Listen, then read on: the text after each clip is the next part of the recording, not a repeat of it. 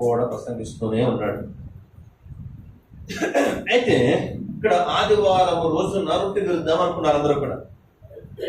తెలుసుగా రొట్టె విసరడం అంటే వాళ్ళలో చేయబడుతున్నాం.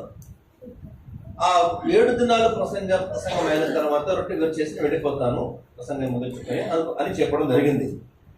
అయితే ఇక పరిశుద్ధాత్మ దేవుని ప్రేరణతో పౌలు గారు ఏం చేస్తున్నాడు, విస్తారంగా బోధిస్తా నడుస్తూ ఉన్నాడు. అలా అలా అర్ధరాత్రి అయిపోయింది. ఆదివారం అర్ధరాత్రి అయిపోయింది.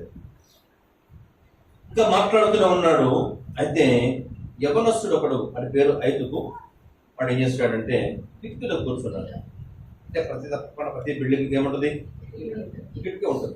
కానీ వాడు కూర్చున్న కిటికీ ఎన్నో అంతస్తులో ఉందంటే 3వ అంతస్తులో ఉంది. అంటే అంతస్తుల బిల్డింగ్ లో 2000 సంవత్సరాల నాడే ఇశ్రాయేలు ప్రజలు నిర్మాణం చేశారు.